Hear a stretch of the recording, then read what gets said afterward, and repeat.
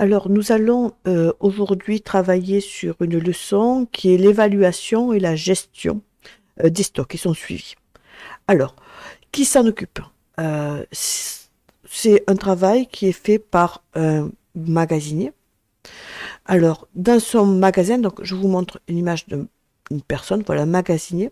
Il a les stocks, il a une gestion, il a différents éléments qui sont stockés. Par exemple, tout ce qui est clou, etc., selon le métier fait par l'entreprise. Euh, il y a un stock dit maximum, c'est-à-dire que par exemple, ce produit, telle référence, il ne faudra pas que ça déborde. Et il y aura un stock minimum. Il ne faut pas qu'on soit à zéro en rupture de stock, car l'activité ne peut pas continuer. Alors, le magasinier, lui, à la gestion des stocks, il ne faut surtout pas qu'on soit en stock zéro, qu'on n'ait plus de stock. Il faut qu'on puisse toujours répondre à la demande des clients. Ça, le magasinier n'est pas forcément en relation directe avec le client, mais il peut être en relation avec les ateliers. Par exemple, si c'est une entreprise de menuiserie, il faudra des clous, des vis, etc. Donc, les ouvriers qui créeront des meubles viendront chercher chez le magasinier le vis de tel ou tel diamètre, de telle catégorie qui convient. Et c'est au magasinier de gérer ça. Pour cela, cette gestion-là, il fait une gestion de type manuel, mais il faut voir qu'il travaille aussi avec l'ordinateur. Alors, on va voir dans le premier document que vous avez l'état des stocks. On voit les références, tous les produits à un instant T. Par exemple, on prend le premier, dont nous, on était dans une entreprise de jouets.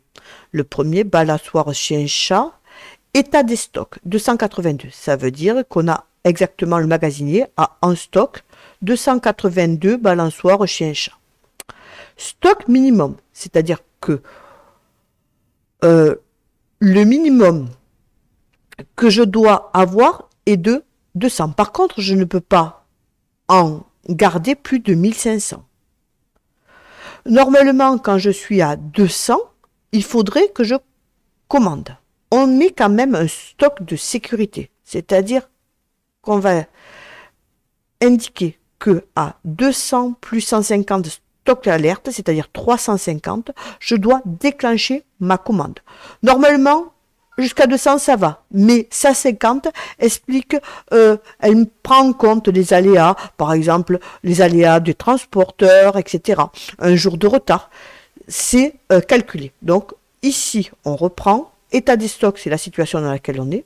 Stock minimum, le minimum que je stocke. Stock maximum, le maximum à stocker. Stock de sécurité, c'est-à-dire que par rapport au stock de minimum, je vais indiquer que j'accepte un aléa de 150, et c'est-à-dire qu'il y aura un stock d'alerte 350 à 350, je déclenche mon alerte.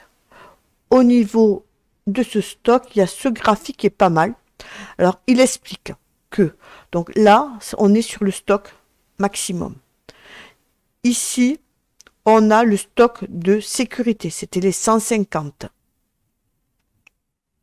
Stock minimum 200, donc stock d'alerte, ce sera 200 plus 150, ça me fera stock d'alerte.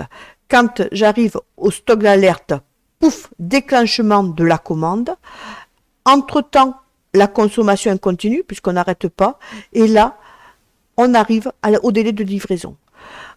Voilà pourquoi on indique ce fameux stock de sécurité, pour pas tomber à zéro s'il y a un aléa de la livraison. Voilà. Donc ça, c'est géré par le magasinier. J'ai pris le premier élément. Est-ce que je fais une commande? Pour savoir si je commande, il faut que j'ai un regard sur l'état des stocks, 282, et le stock d'alerte. Si je suis en dessous du stock d'alerte, ou égal au stock d'alerte, je dois commander. Ici, j'ai 282, je suis au-dessous de 350, je dois faire une commande, oui, et de combien? La commande, ce sera égal au stock maximal, 1500, moins 282. Le stock exact. Ce sera donc une commande ici de 1218. J'ai pris maximum moins l'état de stock. Attention, j'ai fait cette commande parce que je suis au-dessous du stock d'alerte. Dans mon travail, ici, je regarde, je commande, puisque 282 est plus petit que 350. Ici, je commande. 274 est plus petit que 350. Ici, aussi. Ici, je dépasse. 369, 350, je ne commande pas. Ensuite, est-ce qu'il y en a un à 350? Non, voilà. S'il y avait 350 et 350, je commanderai. La commande, le calcul de la commande, par exemple, là, j'ai vu que je commandais, je fais stock maximum, moins 274. Là, je devais commander, ça étant plus petit que ça, 1500, moins 309. Là, je commande, non, là, je commande pas, puisque 369 est plus grand que 350, donc 0 commande. Ici, c'est plus petit, donc je vais commander, 1500, moins 296, je fais une commande. Donc là, on a vu au niveau donc, de l'état de stock, quand on doit passer la commande. Donc, il faut passer la commande quand l'état de stock, la situation en stock, est égale ou plus petite au stock d'alerte. Quantité commandée sera dans ce cas, et uniquement dans ce cas, égale au stock maximum moins l'état de stock. Si je ne commande pas, je ne calcule pas de commande. Ensuite, nous allons passer à la mission 2. Donc, la mission 2, il vous indique pour un produit, pour les rondins de bois par exemple, des bons d'entrée, des bons de sortie. On reprend le diaporama. Les bons d'entrée et les bons de sortie sont faits par ce magasinier. Le magasinier, lorsqu'il reçoit des livraisons, va indiquer des bons d'entrée. Il y aura une référence, cette référence correspond au produit. En tout, il y a 12 mètres cubes et il y a un prix indiqué prix unitaire qui est indiqué au niveau de la livraison sur la facture en hors taxe. Et des fois, il y a des personnes qui viennent voir le magasinier, des salariés qui viennent et qui déterminent, qui veulent des produits. Par exemple, ici, il y a un monsieur qui est venu et qui a pris 5 mètres cubes. Alors, sur le diaporama, évidemment, là, on ne peut pas quantifier. Alors, sur le diaporama, alors, un bon d'entrée. Il y a écrit bon d'entrée ou on peut écrire bon de réception. Ici, il y a un numéro. Chaque bon d'entrée ou de bon de réception a un numéro différent. Là, c'est la référence du produit. Quantité qui est rentrée, donc c'est sur le bon de livraison. Ici, il y a le prix unitaire, le prix en hors taxe qui est indiqué sur la facturation. Ici, la date du bon d'entrée. Et là, la signature du magasinier. Il n'y a que le magasinier qui va signer et évidemment le tampon du magasinier. C'est-à-dire qu'il y aura une entrée physique. Mon magasinier va physiquement indiquer sur un document les produits qui sont rentrés et il va venir les ranger. Voilà. Évidemment, il n'y a pas, il n'y a pas zéro stock, donc il va les rajouter. Ensuite, il y a aussi des fois des bonnes sorties, c'est-à-dire un salarié de l'entreprise vient demander au magasinier une certaine quantité d'un produit. Donc, le magasinier indiquera la référence, la quantité sortie. Par contre, il n'y a pas de prix unitaire. Et ici, on mettra la date et signature du magasinier. Voilà. Donc, mon magasinier, quand on vient le voir, on veut certains vis, il va venir, il va indiquer sur un document le bon de sortir et il va venir prendre ces vis qu'il va donner à au salarié. Ensuite, là, vous avez les différents bons d'entrée et bons de sortie. Maintenant, vous avez vu qu'on a déterminé le prix unitaire, il y a uniquement les entrées, les prix unitaires sont indiqués uniquement dans les entrées, au niveau de la facture. Sortie, on ne valorise pas, pour l'instant. Attention, on regarde bien que ce soit toujours la même référence. Et maintenant, on va se prendre la tête sur la valorisation des produits. À combien on va valoriser les quantités qui sont sorties. Alors, ici, il y a plusieurs méthodes. Tout d'abord, on fera la valorisation selon la méthode du premier entrée, premier sorti. First in, first out. Le FIFO, ça s'appelle aussi. Bon, désolé pour l'accent. Me Taylor is... Non, my Taylor is rich. My Taylor is rich. Very cool. Allez-y. My Taylor... Non, pas my, my. My Taylor is not. Not rich. Vous voyez la différence? Donc, là, je vais vous expliquer comment on calcule ça grâce à un diaporama. Nous avons ce qu'on appelle une fiche de stock pour un produit. Fiche de stock. C'est uniquement pour un article défini avec sa référence. Il est composé de 3 grandes colonnes. Les entrées, les sorties et les stocks. On va indiquer dans l'ordre chronologique, c'est-à-dire la date la plus ancienne, les différents éléments. Alors, je pars sur un énoncé suivant. On part sur un seul produit. Vous avez ici les mouvements. On a son stock initial, c'est-à-dire le stock au début du mois d'avril. Avant avril, il y avait le mois de mai. C'est pas parce qu'on commence un nouveau mois que les stocks se tombent à zéro. On a un stock de 200 unités, donc 200 produits à 11 €. Ensuite, dans l'ordre chronologique, 8 avril, il y a un bon d'entrée ou de réception 615 de 50 à 12. Le 15 avril, il y a un salarié qui est venu, il y a eu un bon de sortie de 120 unités. Le 20 avril, bon de réception de numéro 660 de 100 unités à 12,25. Et ensuite, nous arrivons au 27 avril avec un bon de sortie de 60 unités.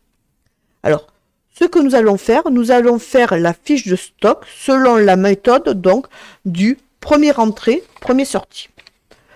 Première chose, c'est une recette de cuisine. Aujourd'hui, nous allons voir ensemble la préparation du fameux hachis parmentier. Hachis parmentier qui fait le régal des petits comme des grands. On va indiquer tous les éléments qu'on a dans la bonne colonne, les bons montants, et faire le calcul. Voilà. Donc, nous avons indiqué toutes les situations du stock, le stock initial, ordre chronologique, 1er, 8, 15, 20, 27. Les entrées ici, 200 à 11. Les entrées le 8 avril, 50 à 12. Le 15 avril, 220 en sortie, qu'on met dans cette colonne. Le 20 avril, une entrée de 100 à 12,25. Et le 27 avril, 60 en sortie. Ici, j'ai recopié le stock le 1er avril, 200 à 11. Donc maintenant, ce que je vais faire, dans ma recette de cuisine, je vais maintenant faire les multiplications de tout ce que je peux. C'est-à-dire 200 x 11, 50 x 12, 100 x 12, 25, tout ce que je peux multiplier. Donc là, on a calculé tous les montants qu'on pouvait calculer. Donc 200 x 11, 2200, je les ai mis en violet. Les entrées, puisqu'on avait un prix unitaire, 600. Cette autre entrée à 1225. Voilà. Maintenant, on va valoriser, c'est-à-dire déterminer combien vaut le stock. Voilà. Donc là, on va maintenant valoriser. Là, cette valorisation dont je l'ai faite, elle se fait première entrée, première sortie. Première entrée, première sortie. C'est-à-dire que c'est la méthode, moi je pense, ça ressemble un peu comme dans les frigos. Quand on va dans le frigo, quand on prend des yaourts, on va prendre les dernières dates. Ben là, au niveau des dernières dates, ce sera les derniers prix. Donc, je vous ai fait le travail et on va maintenant l'analyser. Stock initial, donc on avait ça, 211 2200. Une entrée de 50 à 12 euros, donc 50 yaourts à 12 euros, ça fait 600. Donc en tout, en stock, combien j'en ai? 200 plus 50, 250. Au niveau des prix, j'en ai 200 qui valaient 11 euros, c'est les plus vieux. 200 fois 11 euros, ça fait 2200. Et le nouveau rentré, 50 à 12 euros. 50 à 12 euros, ça fera 600. Donc en tout, en stock, j'en ai 250. Prix unitaire, je ne peux pas déterminer un prix unitaire, mais je peux dire que ces 250 me valent en tout 2800, qui est égal à 2200 plus 600. Ensuite, le 15 avril, il y a par exemple, c'est, je sais pas moi, c'est dans un restaurant, il vient de chercher les yaourts, il en veut 220. Je prends quel yaourt? Je prends les plus vieux. Donc, je prends 200 à 11 euros, mais il en veut, lui, 220. Il m'en manquera donc 20. 20, je prendrai sur le nouveau, les plus récents, 20 à 12. Donc, on aura 200 à 11, 2200, 20 à 12, 240, 2200 plus 240, 2440. Donc, il y aura une sortie en valeur de yaourt de 2440 sur une quantité de 220. En stock, combien j'en aurai? J'en ai pris 220. Les 200, c'est les 200 à 11 euros. Donc, eux, ils ont disparu. Sur les 50, j'en ai pris 20. Donc, il m'en restera 30 à combien? À 12 euros. 30 à 12 euros, 360. Ensuite, le 20 avril, il y a eu une entrée. Une entrée de 1225. 1225, ça veut dire que en tout, j'en ai combien? Il me restait en stock 30 à 12, 360. Nouvelle entrée du 20 avril, 100 à 12,25, 1220. En tout, j'ai 130 yaourts à 1585. Le 27 avril, j'ai une colonie qui m'en demande 60. 60, ben, on va prendre des plus vieux, 30 à 12. Et sur les nouveaux, on va reprendre 30 à 12,25, 367,50. En stock, combien il m'en reste? J'en ai sorti 30 à 12. Et sur les 100, j'en ai pris 30. Sur les 100, j'en ai pris 30. Donc, il m'en restera 70 à 12,25. 857,50. Ce qu'il faut savoir, c'est que mon magasinier est obligé de valoriser les stocks. Par exemple, lorsqu'il y a une sortie, si c'était des colonies, ils veulent 220 yaourts. Combien je vais demander à cette colonie de me payer? Ben, je lui demanderai de me payer 2440. Ensuite, il y a une autre colonie qui arrive. Elle me demande 60 yaourts. Combien je vais leur demander de payer? 727,50. Ça, on a besoin de cette fiche de stock pour pouvoir valoriser le produit qu'on va faire. Par exemple, si c'est des clous, si vous faites un meuble, savoir combien vaut les clous. Voilà. Donc, dans la méthode du premier entrée, premier sortie, ça se fait souvent pour les biens qui sont de type périssable. On prend le prix le plus vieux et on le fait sortir. Voilà. Donc, ici, mon magasinier, qui est là, mon magasinier, quand il va, je vais lui demander les produits, s'il prend la méthode du premier entrée, premier sortie, il va pouvoir valoriser la quantité en stock sorti par rapport au prix, en prenant évidemment les plus vieux. Et il nous donnera un prix global, comme on a vu. Ici, il nous donnera un prix global. Par exemple, le 8 avril, vous avez Monsieur Untel est venu à sortie en tout, excusez-moi, le 8 avril, le 15 avril a sorti, un ouvrier venu, il a pris pour une quantité de 2440. Le 27 avril, un autre ouvrier venu, il a pris pour une valeur de 727,50. Donc, nous avons valorisé selon la méthode du premier entrée, premier sortie. Regardez, par contre, on a mis chaque fois une accolade. Par exemple, ici, ça fait 200 et 250. Et ensuite, une accolade pour indiquer comment c'est, comment on peut le valoriser. 200 à 11, 2200, 50 à 12, 600, etc. Même pour les sorties, on met la collagde qui veut dire comment on détermine la valeur du bien. Voilà. Dans votre leçon, on vous demande de faire la méthode du premier entrée, premier sortir. Donc, vous allez indiquer les calculs, les différents calculs avec cette méthode que je viens d'expliquer. Maintenant, on va vous demander la valorisation selon la méthode du coût moyen unitaire pondéré, CUMP, ou coût unitaire moyen pondéré, après chaque entrée. Voilà. Donc, par contre, là, il n'y a pas le terme coût unitaire moyen pondéré après chaque entrée. Alors, pour cela, donc dans la méthode du CUMP après chaque entrée, on va faire un travail chaque fois qu'il y a une entrée. C'est-à-dire que là, on a réinscrit tout comme tout à l'heure, c'est-à-dire chronologiquement, les montants, les prix unitaires, les montants qu'on avait. On ne regarde pas celui-là, je viens de le faire. On a fait les calculs, les multiplications. Et on va, chaque fois qu'il y aura une entrée, on va calculer un nouveau coût unitaire. Comment je fais?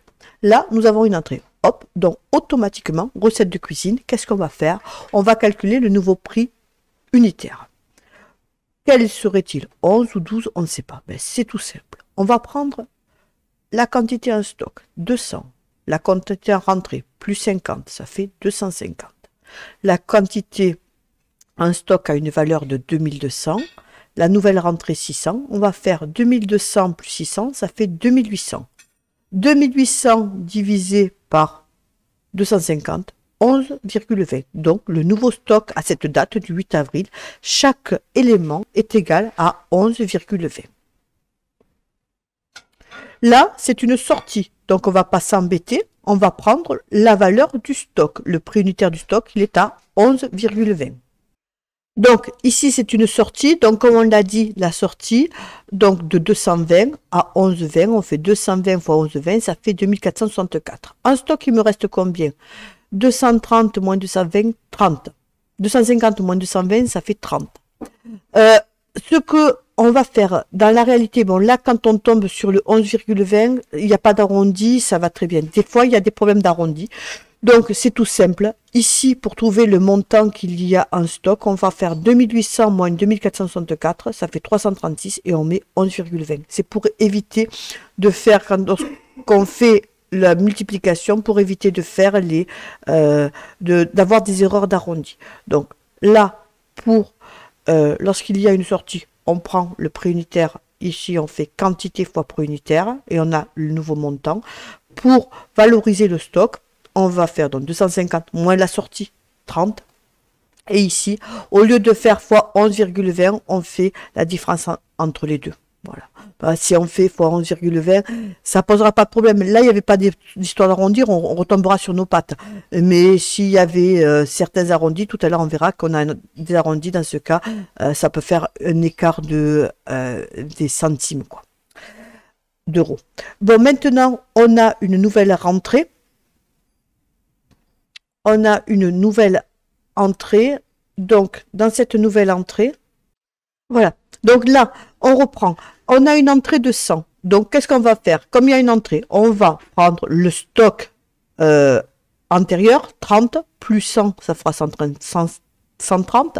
Ensuite, la valeur du stock, 336 plus 1225, ça fera 1561. Et là, on va faire 1561 divisé par 130.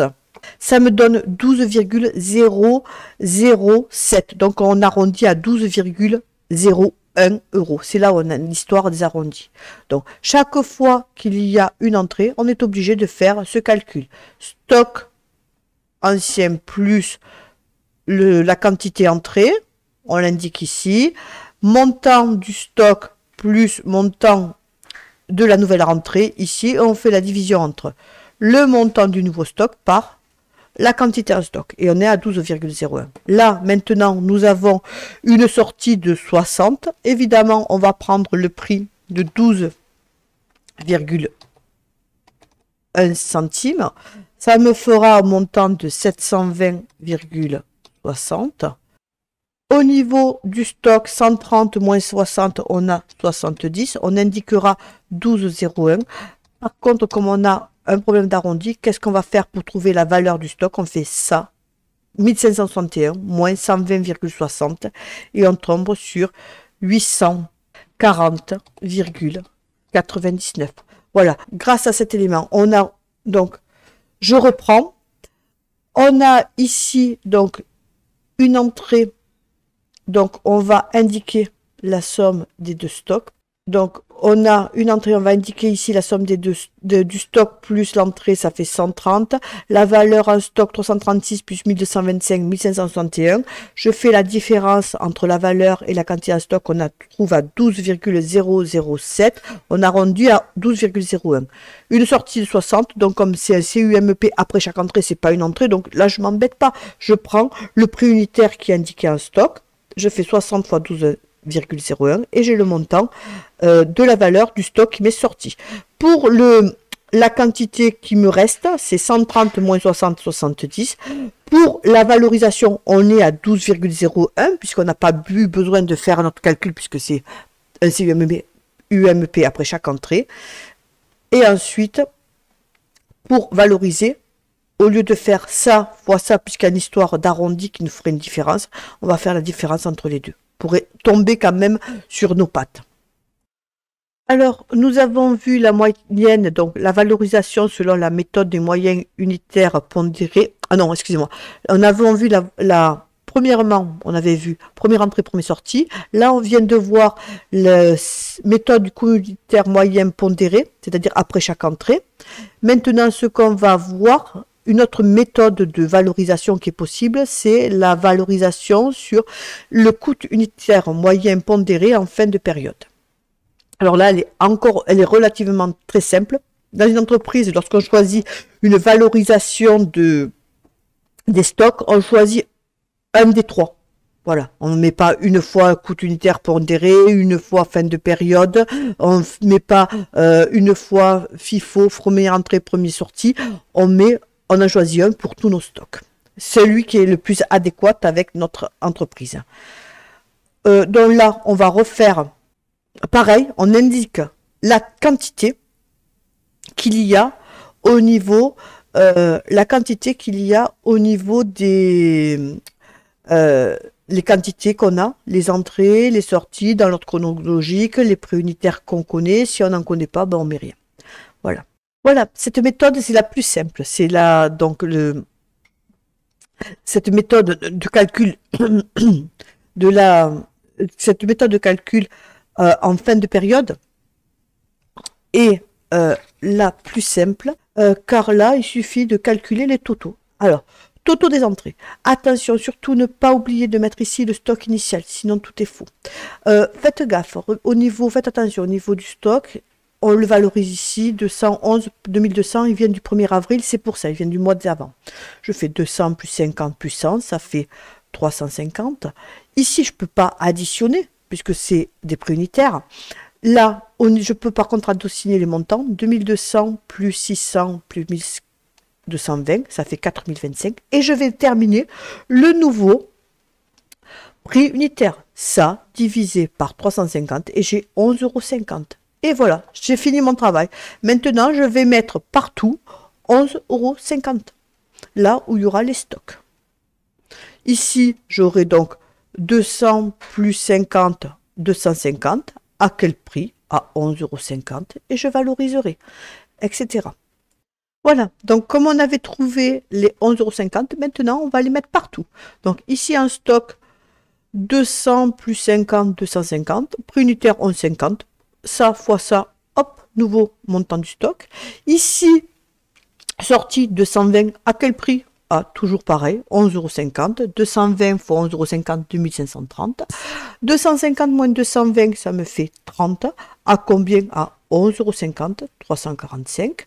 Ensuite, ici, une entrée à 100. 30 plus 100, 130. Quel prix unitaire? 11,50 €. Ça me fera 1495. Ensuite, sortie du 27 avril de 60. 130 moins 60, ça fait bien 70. À quel prix unitaire? 11,50 €. Ça fait donc ici 805, un stock à 805. Alors cette méthode, évidemment, elle se valorise à la fin du mois, de la période, puisqu'on doit déterminer le prix unitaire. Attention au niveau, c'est que le stock initial doit être indiqué le mieux en entrée pour pas l'oublier. Et ici, vous voyez que le prix unitaire n'est pas le même pour celui-là. D'accord? Le stock initial garde son prix unitaire. Par contre, après, on met le prix unitaire trouvé partout. Et on fait que des multiplications. Et des soustractions pour trouver, ou additions pour trouver les stocks. Les quantités en stock. Voilà. Voilà, donc nous venons de faire donc la méthode du coût moyen unitaire pondéré en fin de période. Donc à vous de le faire, remplir dans l'ordre chronologique, bien mettre les entrées. Attention, ne pas oublier de mettre le stock initial là. Attention, là, regardez le petit piège. Donc on aurait tendance à l'oublier puisqu'il est ici. Donc n'oubliez pas de le remettre ici. Hein. Comme ça, quand vous faites votre calcul total, c'est mieux. Ensuite, dans la mission numéro 3, on vous demande, voilà, il y a un problème.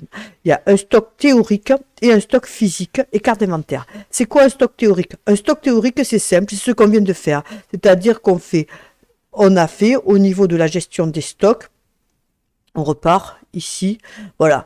En stock, réellement, il y en a ici 250. En stock, ici, réellement, on en trouve 250 moins 220, 30. À la fin du mois d'avril, il y en a un stock 70. Ça a été fait par comptage au niveau papier. Voilà. Il y en avait 200, il y en a une entrée de 50, il y en a une sortie de 220, une entrée de 100 et une sortie de 60. Et on finit par 70. Mais on va faire un inventaire dit physique. Et là, on aura le stock physique. C'est-à-dire, on va compter avec nos doigts, avec nos papiers, on va compter réellement combien il y a de produits. Ça se fait une fois par an. Vous avez obligatoire une fois par an. Alors, ensuite, vous avez des entreprises qui le font de manière régulière. Ça dépend des entreprises et de leur gestion qu'ils ont adoptée. Bon, ce qu'il faut savoir, c'est que là, des fois, là, on voit sur le papier, il y a 70. Et quand on va compter, en fait, il y en a 63 parce qu'il y en a 7 qui sont abîmés, 7 qui sont endommagés, donc on va jeter. Donc, ah mince, en grand détail. Donc, ça, c'est notre travail. Je reprends. Ça, c'est notre travail que nous avons fait. Donc là, grâce à ça, on va voir la situation du stock. Actuellement, au 27 avril, je peux voir qu'il y en a 70. Pourquoi on arrive à 70? C'est un stock théorique puisqu'on a fait avec carrément des calculettes et machine à calculettes et stylo.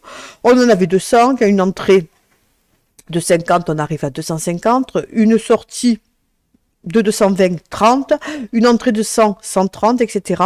Et une sortie de 60, on arrive à la fin du mois d'avril à 70 de ce produit. À savoir que dans la réalité, quand on va faire un inventaire physique, il est obligatoire une fois par an dans les entreprises. Par contre, on peut le faire de manière régulière, ça dépendra de notre gestion. Là, on peut par exemple compter que sur les 70, il y en a un qui est cassé, donc on est à 69.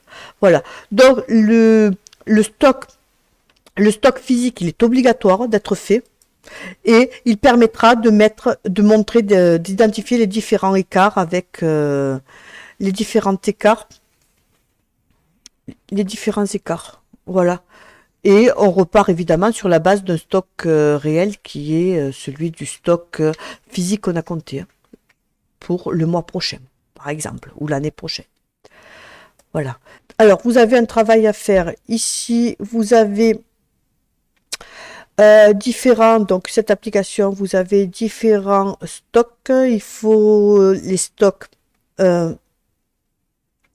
théoriques, donc c'est-à-dire ici le stock réel qu'on pense. Il faudra dire si on commande ou pas. Donc rappelez-vous par rapport au stock d'alerte et la quantité commandée, ce sera donc c'est si on est inférieur ou égal au stock d'alerte, ce sera égal évidemment au stock maximum moins le stock réel, c'est-à-dire ici le stock théorique. Pourquoi théorique? Parce que ça a été fait uniquement par rapport au papier. On n'a pas fait un stock physique. Donc ça, c'est votre premier travail. Ensuite, ici, vous avez à faire, voilà, vous avez des ballons, les ballons gonflables. Alors là, vous avez les entrées, les sorties. Alors, ça marche comment? Vous avez ici le ballon gonflable, sa référence. On vous met différents éléments, des bons de sortie, les bons d'entrée, prix unitaire, etc. Vous devrez, dans votre tableau ici, indiquer la fiche de stock et la valoriser. Pour les ballons gonflables, ça c'est un exercice, hein, donc ça on n'a pas le droit de le faire. On vous dit CUMP après chaque entrée. Attention, chaque fois qu'il y a une entrée, je dois faire mon calcul. C'est la deuxième qu'on a vue. Ensuite, vous avez le deuxième élément, le filet de basket, c'est un CUMP en fin de période. C'est le troisième que je vous expliquais. Pareil, vous l'indiquerez donc sur ce document, le filet de basket. Et ce sera la méthode numéro 3 qu'on a vu, c'est-à-dire je me prends la tête une seule fois à la fin. Et là, première entrée, première sortie, pour le sac de friandises, ça c'est la méthode du premier entrée, première sortie. Et on voit bien, le sac de friandises, c'est quelque chose qui est périssable, donc on est bien dans le système de le premier qui est rentré, sera le premier sorti. Vous l'avez fait tout à l'heure, c'est le document, c'est la méthode numéro 1. Voilà, voilà la fin du travail sur la gestion et la valorisation des stocks. Donc on a fait la valorisation en quantité, mais aussi en valeur. J'ai la flemme. J'ai la flemme. J'ai la flemme, copain. J'ai même la flemme de faire ce refrain.